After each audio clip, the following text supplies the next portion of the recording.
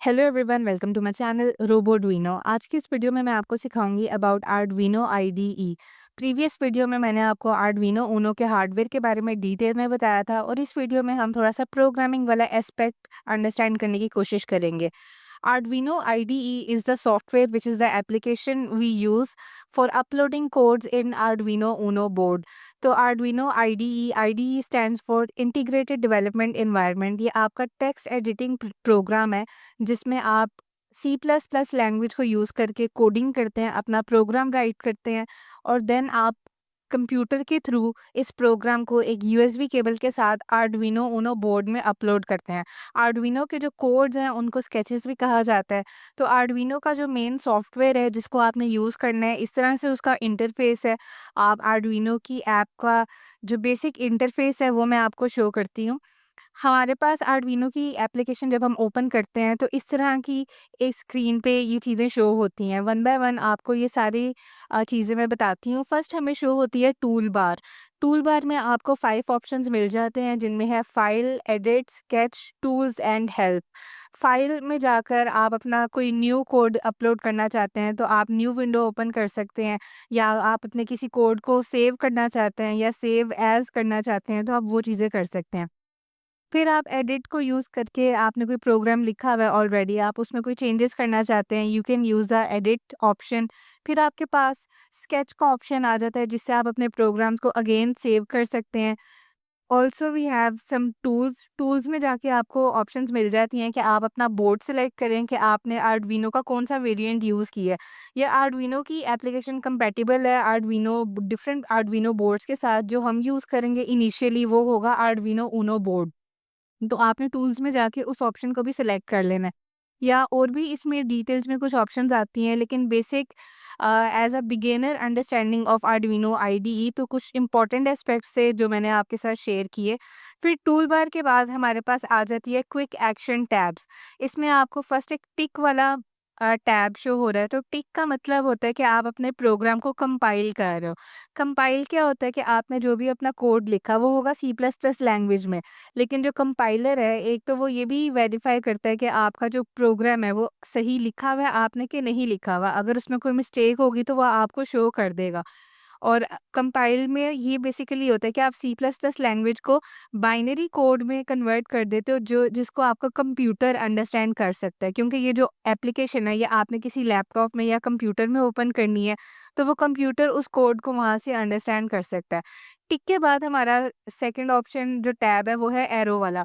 Arrow से क्या होता है कि आपने अपने कंप्यूटर में इस एप्लीकेशन के अंदर जो कोड लिखा है, आप इसको आर्डुइनो बोर्ड जो कि हार्डवेयर है उसमें आप अपलोड कर सकते हो। जैसे आप अपनी फाइल्स ट्रांसफ़र करते हो मोबाइल और कंप्यूटर के दरमियान एक यूएसबी केबल के साथ, उसी तरह आप कंप्यूटर के साथ एक यूएसबी केबल अटैच करके आर्डुइनो बोर्ड के साथ उसको कनेक्ट करके उसमें अपना कोड अपलोड कर सकते हैं। अपलोड करने के बाद वही कुछ ऑप्शंस हैं कि आप अपने प्रोग्राम को सेव कर सकें, लेकिन मेजरली हम यही 2 यूज़ करेंगे। एक हम कंपाइल वाला ऑप्शन सेलेक्ट करेंगे जिसमें आपको एक टिक शो होता है जो कि आपके प्रोग्राम को वेरीफाई भी करता है कि क्या आपने जो प्रोग्राम लिखा है वो अ, कंप्यूटर की लैंग्वेज में ठीक है कि नहीं है, या उसमें कोई मिस्टेक्स हैं तो आपको वो भी शो हो जाती हैं।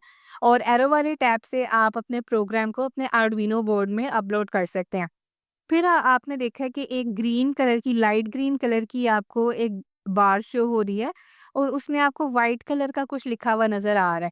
तो क्या है कि आप अपने डिफरेंट प्रोग्राम्स को इसमें ओपन कर सकते हैं, मल्टीपल प्रोग्राम्स आप ओपन कर सकते हैं। फॉर एग्ज़ाम्पल आपने स्मार्ट पार्किंग सिस्टम बनाया है तो वो वाला कोड भी आप ओपन कर सकते हैं, और आपने अगर कोई फायर अलर्ट सिस्टम बनाया है तो आप उस वाले कोड को भी ओपन कर सकते हैं। और ये पूरी विंडो में आपको काफ़ी ऑप्शंस मिल जाते हैं कि आप काफ़ी सारे कोड्स ओपन कर सकते हैं। तो इसलिए इसको हम कहते हैं ओपन फाइल्स टैब, कि आपने जो भी एक कोड लिखा है वो बेसिकली एक फ़ाइल है। तो डिफरेंट कोड्स अगर आप ओपन कर रहे हो तो वो यहाँ पर आपको डिस्प्ले में शो हो जाएँगे और आपने जो उनका नेम लिखा होगा वो भी ऊपर शो हो रहा होगा। इस टाइम यहाँ पर एक लिखा हुआ है स्केच और आगे डेट लिखी है, लेकिन आप अपनी डिज़ायर के अकॉर्डिंग इसको रीनेम कर सकते हैं। आप अपने प्रोजेक्ट का नाम लिख सकते हैं, या जैसे आपको सूटेबल लगता है आप इसकी नेमिंग कर सकते हैं अपनी चॉइस से। फिर हमारे पास आ जाती है core code editor window. Editor window basically जो आपको व्हाइट कलर की विंडो सेंटर में शो हो रही है, जो मेन पार्ट है, ये वो चीज़ है। यहाँ पे आपने अपना प्रोग्राम राइट करना है। आप अपने प्रोग्राम को स्केच भी बोल सकते हो, कोड भी बोल सकते हो। तो आपने इस वाली विंडो में अपनी कोडिंग राइट करनी है। बेसिकली आपकी टेक्स्ट एडिटिंग यहाँ पर होगी। फिर आ जाते हैं स्टेटस बार। नीचे व्हाइट विंडो के नीचे अगेन एक ग्रीन आपको बार शो हो रही है, इसको स्टेटस बार कहते हैं। यहाँ पर हमें शो होता है कि हम जब आर्डुइनो में कोड अपलोड कर रहे हैं, तो यहाँ पर लिखा होता है अपलोडिंग। अगर आपका कोड आर्डुइनो बोर्ड में अपलोड हो चुका होता है, तो यहाँ पे लिखा होता है डन अपलोडिंग। फिर आप जब अपने कंपाइलर्स को यूज़ कर रहे हैं, तो वो भी चीज़ें शो हो रही हैं कि अभी आपका कंपाइल वाला प्रोसेस अभी हो रहा है या फिर अपलोडिंग वाला हो रहा है, तो ये आपको स्टेटस बार में चीज़ें शो हो जाती हैं। Then we have a console window in black. यहाँ पर इस कंसोल विंडो में अगर आपके प्रोग्राम में कोई एरर है, तो वो यहाँ पर हमें शो हो जाता है कि इस लाइन में या इस लाइन के आसपास कहीं पे कोई एरर है, या किस टाइप ऑफ एरर भी आपको ये यहाँ पर शो करता है कंसोल विंडो में, विच is the black one. Console window के बाद लास्ट पे हमारे पास आ जाती है बोर्ड इन्फो। बोर्ड इन्फो में काफ़ी छोटा-सा लिखा होता है कि आपका जो आर्डुइनो ऊनो बोर्ड है, ये कौन-सी कम्युनिकेशन कॉम पोर्ट पे कनेक्टेड है। Different Arduino boards different computers के साथ डिफरेंट पोर्ट्स को शो करते हैं। लेट्स सपोज़ आपके पास एक आर्डुइनो बोर्ड है। आपने अपने कंप्यूटर पे उसको कनेक्ट किया है, तो वो आपको शो करता है कि Arduino Uno board connected on com 3। लेकिन वही आर्डुइनो बोर्ड अगर आप किसी और कंप्यूटर पे यूज़ कर रहे हैं, तो मे बी वहाँ पर आए your Arduino board is attached to communication port या कॉम पोर्ट 5। तो ये हर कंप्यूटर पे वेरी करता है, और आप इसको एक किसी को कह नहीं सकते कि अच्छा कॉम 3 है तो हर कंप्यूटर पे हर आर्डुइनो कॉम 3 शो करेगी, ऐसे नहीं होता। तो आपने आर्डुइनो बोर्ड को कनेक्ट करना है, और फिर आपने टूल्स में जाकर ये चीज़ आप देख सकते हैं कि आपका जो बोर्ड है वो कौन-सी कम्युनिकेशन पोर्ट पे, कॉम पोर्ट पे कनेक्टेड है। तो यहाँ से ये चीज़ें आप टेस्ट एंड ट्राई कर सकते हैं, और ये कोई फिक्स्ड रूल नहीं होता कि एक आर्डुइनो अ, कि फॉर एग्ज़ाम्पल कॉम 5 है तो हर कंप्यूटर पे कॉम 5 पे ही कनेक्ट होगी, ऐसा नहीं होता। आपके जैसे आपके पास कंप्यूटर में या लैपटॉप में ऑप्शंस आते हैं कि आप यूएसबी केबल अटैच कर सकते हो या यूएसबी अटैच कर सकते हो। तो आप अगर 2 ऑप्शंस आपको मिल रहे हैं, तो हो सकता है एक ऑप्शन पे आपको कॉम 5 मिल रही है, दूसरे पे कॉम 4 मिल रही है।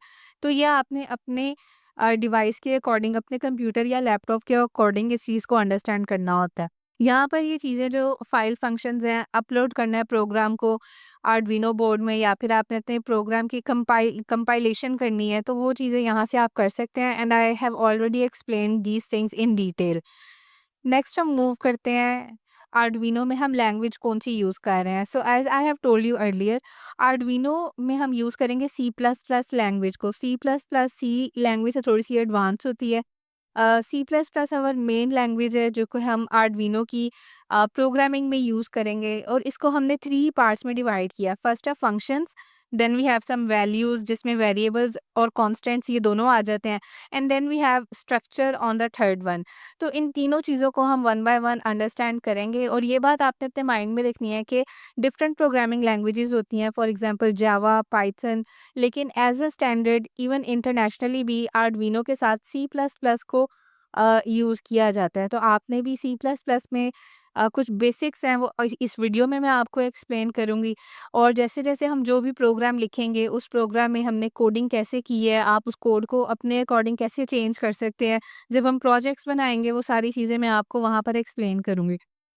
कुछ इंट्रोडक्टरी वीडियोस भी ज़रूरी थी, so I have tried my best कि पहले मैं आपको एक ओवरऑल इंट्रोडक्शन दे दूँ, ताकि जब हम कोई प्रोजेक्ट क्रिएट करें और उसमें अगर आपको प्रोग्रामिंग में कोई चीज़ आप समझना चाह रहे हो, तो आप इन बेसिक वीडियोस के साथ उस चीज़ को भी अंडरस्टैंड कर सको ईज़िली। फर्स्ट हम अंडरस्टैंड करेंगे what is a function. So a function is a block of code और a group of instructions used by programming language. तो यहाँ पर आपको ये चीज़ क्लियर हो गई होगी कि function is basically a block of code. तो यहाँ पर हमारे पास डिफरेंट फंक्शंस आते हैं, बहुत सारे फंक्शंस हैं, लेकिन आर्डुइनो आईडीई के जो मेन फंक्शंस हैं वो होते हैं void setup and void loop. जब आप आर्डुइनो की ऐप को ओपन करते हैं, तो ये वाले 2 फंक्शंस ऑलरेडी लिखे हुए होते हैं, और इनके साथ ये ब्रैकेट्स का यूज़ होता है। 2 आपके पास राउंड ब्रैकेट्स आती हैं, and then we have 2 curly brackets. तो ये जो फंक्शंस हैं, एक है इनमें वॉइड सेटअप और सेकंड फंक्शन है वॉइड लूप। वॉइड सेटअप में आपको इसके नाम से आइडिया हो गया कि basically this tells you about the setup of your program, यानी जब आपने कोई भी प्रोग्राम करना है तो ऑब्वियसली किसी हार्डवेयर के लिए करना है, तो हार्डवेयर में आप जब आर्डुइनो के साथ सेंसर्स अटैच करते हैं या कोई भी एक्चुएटर अटैच करते हैं, तो आर्डुइनो की किसी पिन के साथ आप उसको कनेक्ट कर रहे हो। तो ये जो वॉइड सेटअप वाला पार्ट है, इसमें आपने बताना होता है कि आपने अपने सेंसर को या अपने एक्चुएटर को आर्डुइनो की कौन-सी पिन के साथ कनेक्ट किया है। तो बेसिकली आपका जो एक सेटअप होता है कि आपने अपने हार्डवेयर को किस तरह से कनेक्ट किया हुआ है, वो आप अपने वॉइड सेटअप वाले फंक्शन के अंदर राइट डाउन करते हैं। Then we have the void loop. Void loop में ये है कि जैसे जो सेटअप में जो आपने इंस्ट्रक्शंस लिखी हैं वो वन टाइम रन करती हैं, यानी एक दफ़ा आपने अपने प्रोग्राम में बता दिया कि मेरी सेंसर की पिन जो है वो आर्डुइनो की इस पिन के साथ कनेक्टेड है, या मेरा जो एक्चुएटर है वो आर्डुइनो की इस पिन के साथ कनेक्टेड है। तो वो कनेक्शंस आपने एक दफ़ा बता दिए, तो दोबारा आपको वो चीज़ बताने की ज़रूरत नहीं है। और ये जो वॉइड सेटअप वाली इंस्ट्रक्शंस हैं, ये वन टाइम रन करती हैं। तो इस तरह की जो बेसिक इंस्ट्रक्शंस होती हैं, जो आपका ग्रुप ऑफ कोड है, वो आपने वॉइड सेटअप के अंदर लिखना है।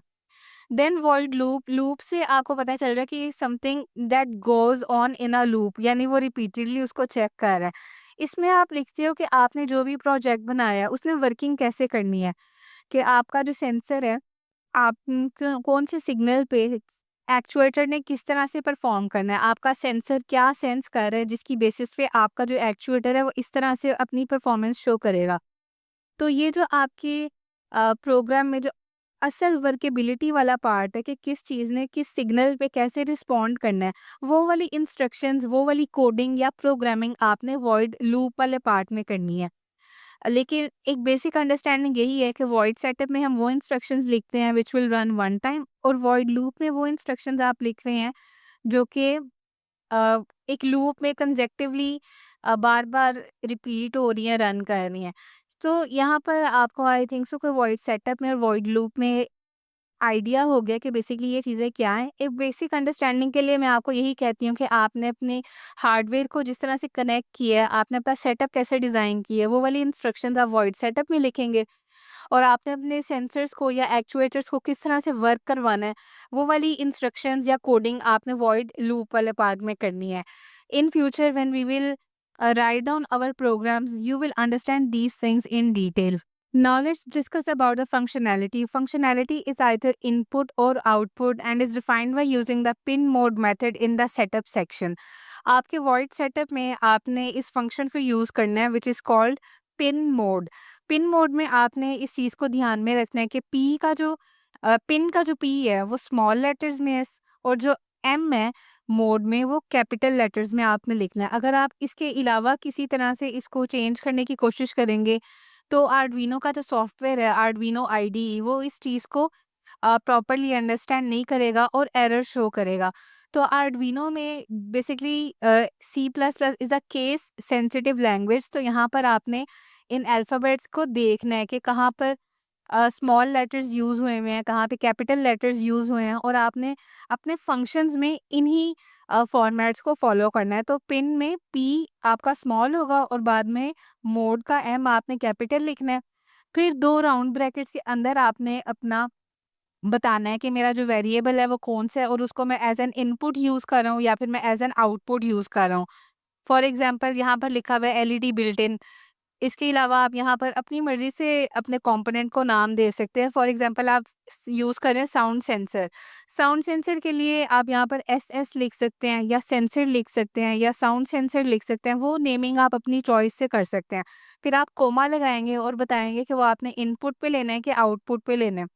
एक कॉमन रूल है कि आपने पिन मोड को जब यूज़ करना है, तो जहाँ आप अपना सेंसर बता रहे हैं कि मैं अपने सेंसर को हमेशा आपका जो सेंसर है वो एज एन इनपुट यूज़ होता है, और आपके जो एक्चुएटर्स हैं लाइक एलईडीज, बजर्स, मोटर्स, वो आपकी आउटपुट में आती हैं। तो पिन मोड में आपने अपने सेंसर को इनपुट पे रखना है और आपके जो एक्चुएटर्स हैं उनको आपने आउटपुट पे रखना है। बेसिक ये एक अंडरस्टैंडिंग है जो कि आई थिंक कि ये जो रूल है ये आपको काफ़ी ज़्यादा हेल्पफुल रहेगा जब आप प्रोग्रामिंग करेंगे। तो पहले आपने लिखना है पिन मोड, पिन मोड के बाद आप ब्रैकेट में अपने कंपोनेंट का नाम लिखेंगे। फिर आप कॉमा लगा के बताएँगे कि वो मैं एज़ एन इनपुट यूज़ कर रहा हूँ या एज़ एन आउटपुट यूज़ कर रहा हूँ। इनपुट और आउटपुट का कॉन्सेप्ट भी काफ़ी ज़्यादा ज़रूरी है। फॉर एग्ज़ाम्पल जब आप एक सेंसर को देखते हैं तो सेंसर पे लिखा होता है आउटपुट। लेकिन मैंने यहाँ पर आपको बोला है कि सेंसर को आपने यूज़ करना है एज़ एन इनपुट। तो इसमें क्या है कि जब आप एक सेंसर को इंडिविजुअली देख रहे हैं, तो आपको सेंसर से मिलने वाला जो सिग्नल है, वो बेसिकली एक आउटपुट होती है। लेकिन जब आप एक पूरा सिस्टम बना रहे हैं, जिसमें आपने आर्डुइनो ऊनो बोर्ड यूज़ किया है, एक सेंसर यूज़ किया है और एक एक्चुएटर यूज़ किया है। जब आप इन तीनों चीज़ों के रेफ़रेंस से आप बात करेंगे, जो कि आप अपने प्रोग्राम में पूरा एक बताते हैं कि मैंने अपने डिफरेंट कंपोनेंट्स को आर्डुइनो के साथ कैसे कनेक्ट किया है। तो उस केस में आर्डुइनो बोर्ड के लिए सेंसर इनपुट का काम करती है और जो एक्चुएटर्स हैं वो देन आउटपुट के तौर पे यूज़ होते हैं।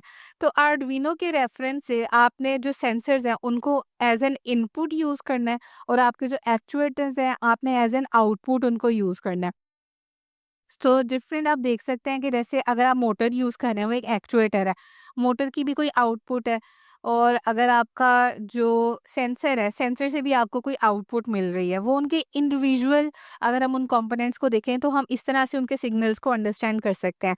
लेकिन आर्डुइनो के रोबोटिक्स के प्रोजेक्ट में जब आपने सेंसर को, एक्चुएटर को आर्डुइनो के साथ कंबाइन करना है, तो प्रोग्रामिंग करते हुए हमने आर्डुइनो के रेफरेंस से बताना है कि हमारा कौन-सा कंपोनेंट इनपुट है और कौन-सा कंपोनेंट आउटपुट है और जनरल रूल यही है कि आर्डुइनो के रेफरेंस से सेंसर हमेशा इनपुट वाली साइड पर आएगा और जो आपका एक्चुएटर है वो आपकी आउटपुट की कैटेगरी में आएगा। So I hope it helps you और then you will add up a semicolon to make sure that this line of your code has ended and everything that you will write after this is the next line. इस चीज़ को functionality को और functions को जब हमने understand किया, तो functions और भी काफ़ी सारे होते हैं। For example digital input output pins के लिए डिजिटल रीड, डिजिटल राइट और आपने देखा है कि डी इनका स्मॉल है और जो सेकंड वर्ड होता है जैसे रीड है या राइट है, इनका जो आर है या डब्ल्यू है ये कैपिटल है। तो आपने इसी फॉर्मेट को फ़ॉलो करना है। फिर एनालॉग में रीड है, एनालॉग राइट है, एनालॉग रेफरेंस है, फिर कुछ टाइम के फंक्शंस हैं जिनमें आ जाए डिले, माइक्रोसेकंड, माइक्रोज़, मिलीज़ और कम्युनिकेशन में सीरियल का फंक्शन आप यूज़ करते हो। तो ये डिफरेंट फंक्शंस हैं जिनको हम सी प्लस प्लस में यूज़ करते हैं। आर्डुइनो आईडीई में जब आपने सी प्लस प्लस यूज़ करके प्रोग्रामिंग करनी है, तो आप इन वेरियस फंक्शंस को डिफरेंट पर्पसेज़ के लिए यूज़ कर सकते हैं। आप डिजिटल पिन्स यूज़ कर रहे हैं, तो आप डिजिटल वाले फंक्शंस यूज़ करेंगे। आपने अगर किसी कंपोनेंट के लिए एनालॉग पिन्स यूज़ किए हैं, तो आप एनालॉग वाले फंक्शंस यूज़ करेंगे। देन अगर आपने कहीं पे टाइम का फंक्शन यूज़ करना है, तो उसमें आपको ये कुछ ऑप्शंस मिल जाते हैं डिले, माइक्रोसेकंड्स, माइक्रोज़, मिलीज़ और अगर आपने कोई कम्युनिकेशन से रिलेटेड कोई फंक्शन यूज़ करना है, तो आप उसको सीरियल वाला फंक्शन यूज़ कर सकते हैं। डिले का कॉन्सेप्ट भी मैं आपको इस वीडियो के आई थिंक सो बिल्कुल लास्ट में जाके एक्सप्लेन करूँगी कि डिले में और डिले माइक्रोसेकंड्स इनमें डिफरेंस कहाँ पर आता है और आपने कैसे किस चीज़ को यूज़ करना है। सो फंक्शंस के बाद अब हम बात करते हैं हमारे कांस्टेंट्स की और वेरिएबल्स की। तो कांस्टेंट में को हमने शॉर्ट करके लिखना होता है CONST। आप इस तरह से लिखेंगे तो वो चीज़ अंडरस्टैंडेबल हो जाएगी हमारे सॉफ्टवेयर को कि आप एक कांस्टेंट को डिस्कस कर रहे हो। तो कांस्टेंट में ये है कि इसकी जो वैल्यू है, इसका जो बिहेवियर है that is read only. I mean कि ये जो आपका कांस्टेंट है, इसकी वैल्यू को आप दोबारा चेंज नहीं कर सकते। कांस्टेंट की एक फिक्स्ड वैल्यू होती है। जैसे हाई है या लो है, हाई में 1 आ जाता है, लो में 0 आ जाता है। LED built in Arduino board में पिन 13 जो होती है, डिजिटल पिन 13 उसको कहा जाता है एलईडी बिल्ट इन। तो जब भी एलईडी बिल्ट इन है, इट मीन्स कि आप पिन 13 की बात कर रहे हो। इट विल नेवर मीन कि आप एनालॉग 4 की बात कर रहे हो या डिजिटल पिन 5 की बात कर रहे हो। LED built in will always be pin 13 on the digital side of the Arduino Uno board.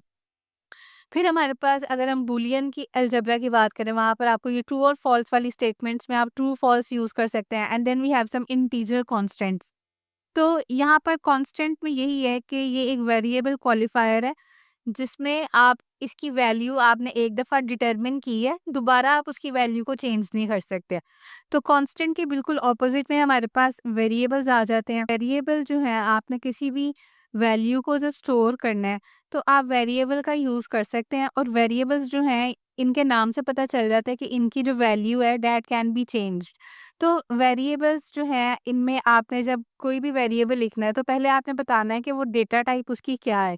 अगर आप कोई नंबर यूज़ कर रहे हैं तो आप इंटीजर की डेटा टाइप यूज़ करेंगे, और अगर आप कोई अल्फ़ाबेट यूज़ कर रहे हैं तो आप कैरेक्टर वाली डेटा टाइप को यूज़ कर सकते हैं। डेटा टाइप्स को भी मैं आपको इसी वीडियो में बताऊँगी कि आपने किस पर्पज़ के लिए कैसे अपनी डेटा टाइप सेलेक्ट करनी है। डेटा टाइप सेलेक्ट करने के बाद आपने अपने वेरिएबल को नाम देना है। फॉर एग्ज़ाम्पल आप सेंसर की बात कर रहे हैं।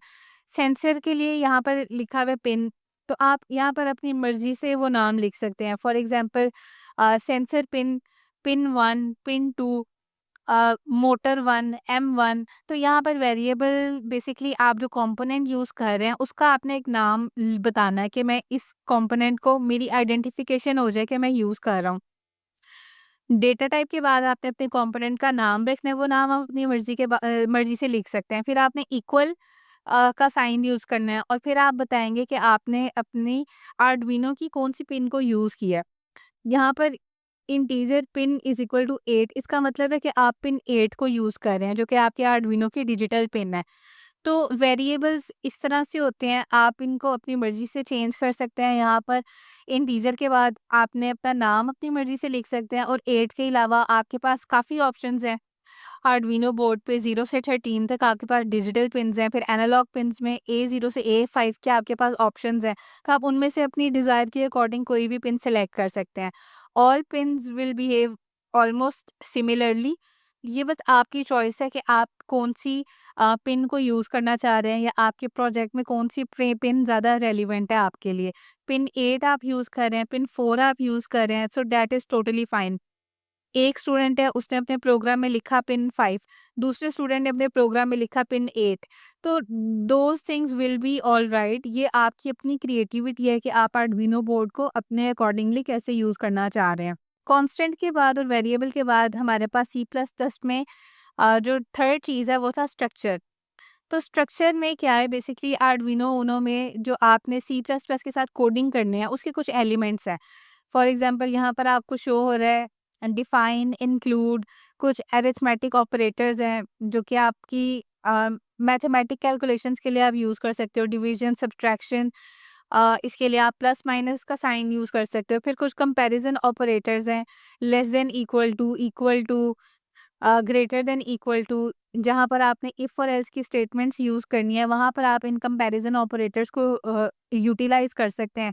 And then we also have some boolean operators like logical and. तो ये कुछ चीज़ें हैं जो कि आर्डुइनो में जब आपने सी प्लस प्लस को यूज़ करना है तो आप उसको एक स्ट्रक्चर की फॉर्म में अंडरस्टैंड कर सकते हैं कि आपने अपना जो कोड राइट करना है उसके लिए आपने इन चीज़ों को कैसे यूज़ करना है। 1-2 पॉइंट्स मैं एक्सप्लेन कर देती हूँ यहाँ पर। फर्स्ट है हैशटैग डिफाइन। हैशटैग डिफाइन में जैसे आपने प्रीवियस स्लाइड में देखा था जब हम वेरिएबल को डिस्कस कर रहे थे कि आपने पहले डेटा टाइप लिखनी है INT, फिर आपने लिखना है अपने वेरिएबल का नाम, और आपने फिर आर्डुइनो की पिन नंबर लिख देनी है। उसी तरह हम इंटीजर के बजाय हम ऐसे भी लिख सकते हैं हैशटैग डिफाइन, उसके बाद हम आप अपने वेरिएबल का नाम लिखो और फिर आप अपनी आर्डुइनो की पिन का नाम लिखो। ये दोनों मेथड्स आप यूज़ कर सकते हैं फॉर द सेम पर्पस। फिर है हैशटैग इंक्लूड। आपने कोई लाइब्रेरी ऐड करनी है, फॉर एग्जांपल आप सर्वो मोटर यूज़ कर रहे हैं, तो सर्वो मोटर के साथ आपने सर्वो मोटर की लाइब्रेरी ऐड करनी है which is servo dot H. अगर आप एलसीडी यूज़ कर रहे हैं तो आपने जो आपकी एलसीडी है, लिक्विड क्रिस्टल डिस्प्ले, आपने उसकी लाइब्रेरी ऐड करनी है तो आप हैशटैग इंक्लूड को यूटिलाइज़ कर सकते हैं। और इसी तरह कंडीशनल स्टेटमेंट्स में इफ और एल्स की स्टेटमेंट्स में आप less than, equal to, greater than, equal to, इस तरह की कंडीशंस लगा के अपने प्रोग्राम को राइट कर सकते हैं। तो सी प्लस प्लस में आपने ये बेसिक चीज़ें देखी। पहले आपने फंक्शंस देखे, फिर आपने कांस्टेंट्स और वेरिएबल्स को देखा, and then you saw some structural parts of the C plus plus programming that will be helpful for you in writing down codes for Arduino.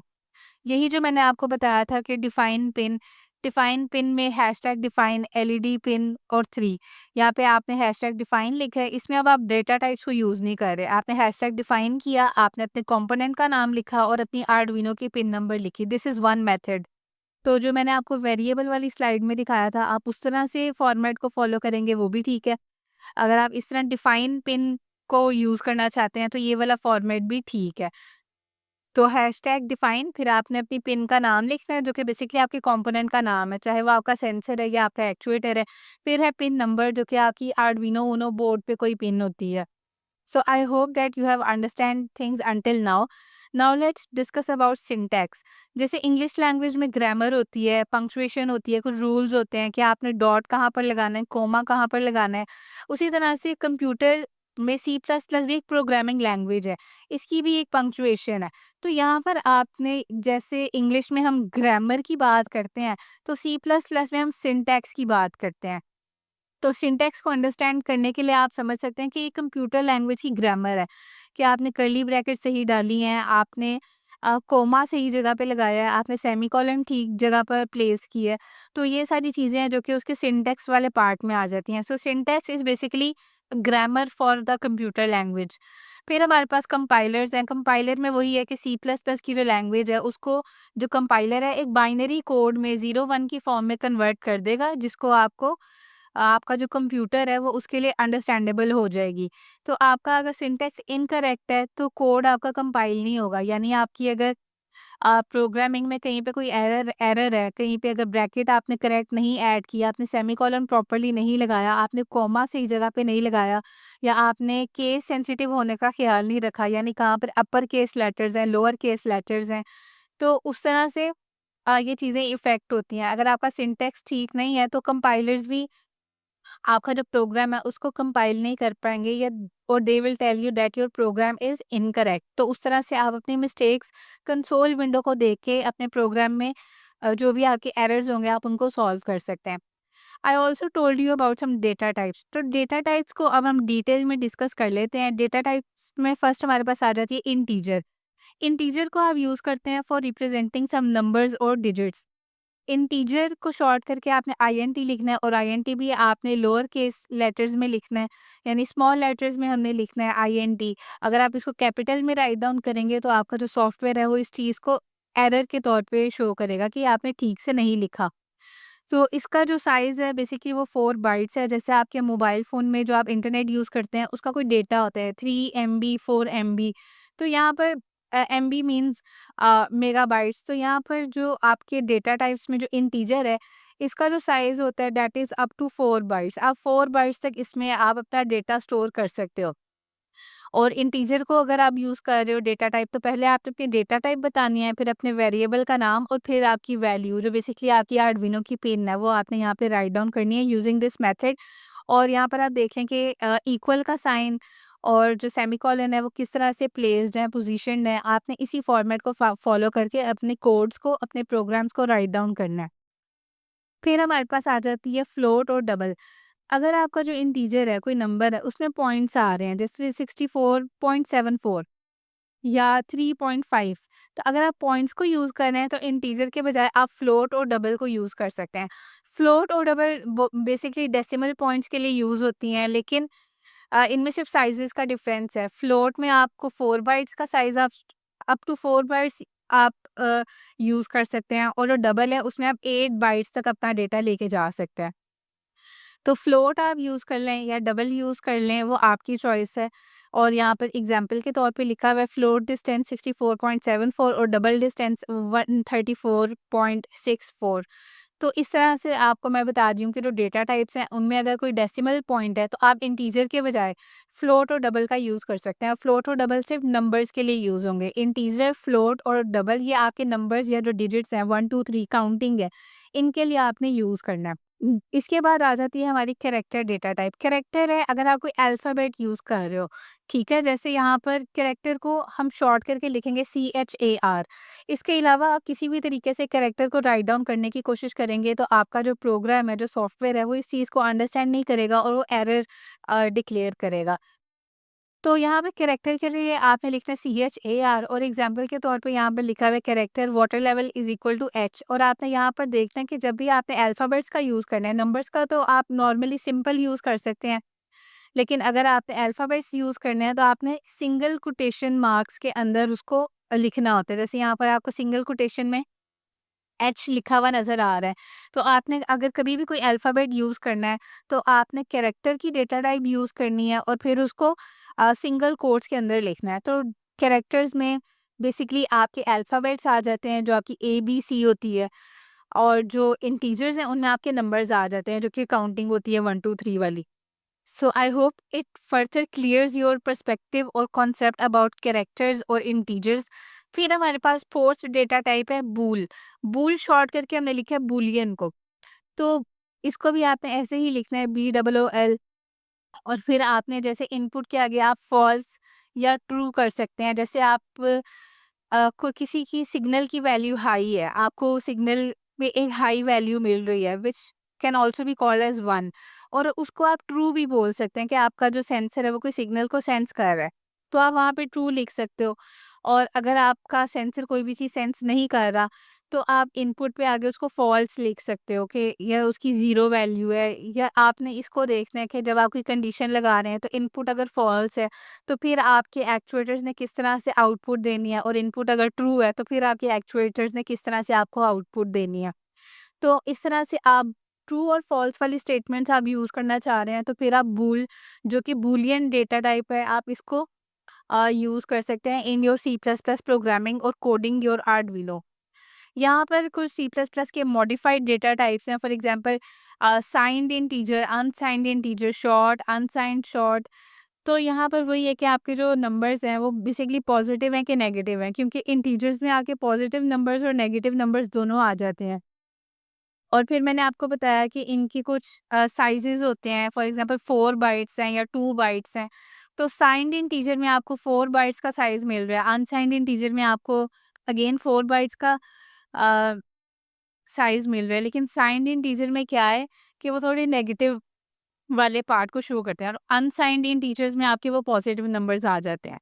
तो यहाँ से आप इस लिस्ट को भी देखकर फर्दर अंडरस्टैंड कर सकते हैं about how to modify your data types according to your requirement और डिज़ायर।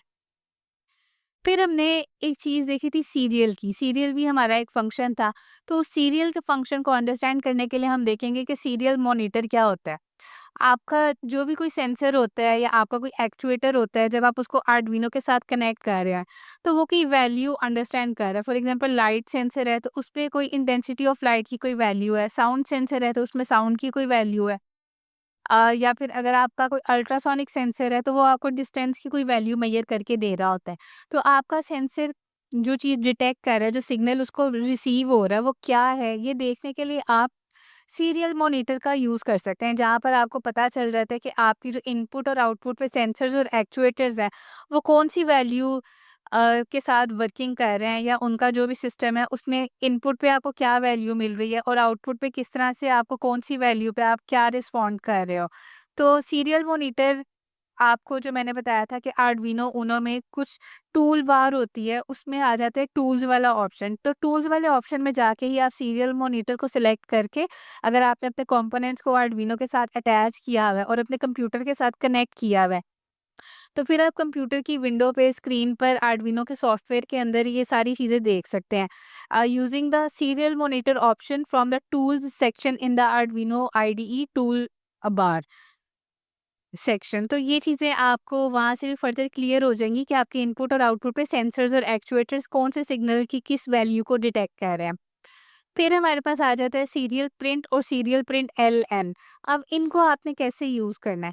सीरियल प्रिंट और जो सीरियल प्रिंट LN है, इनमें जो डिफरेंस है उसको मैं एक्सप्लेन करूँगी with the help of the next slides. यहाँ पर आपको शो हो रहा है वर्ड सेटअप के आप के अंदर आपने लिखा है सीरियल डॉट बिगिन 9600, और फिर आपने सीरियल प्रिंट में लिखा है आर्डुइनो। आपने यहाँ पर देखने के कोटेशन मार्क्स यूज हुए हुए हैं, Arduino get started dot com. अगर आप इस तरह डिफरेंट लाइंस में ऐसे लिखेंगे, तो सीरियल प्रिंट वाला अगर आप फंक्शन यूज कर रहे हैं, तो आपको सीरियल मॉनिटर के अंदर ये सारी चीजें एक ही लाइन में शो होंगी। जैसे Arduino get started dot com, वो आपको एक ही लाइन में शो हो रहा है। और यही चीज़ अगर आप सीरियल प्रिंट LN करके लिखेंगे, तो आपको ये सारी चीज़ें अलग-अलग लाइन में शो होंगी, न्यू लाइन में शो होंगी। फॉर एग्ज़ाम्पल आर्डुइनो पहले है, फिर गेट अलग है, फिर स्टार्टेड अलग है, फिर डॉट कॉम अलग है।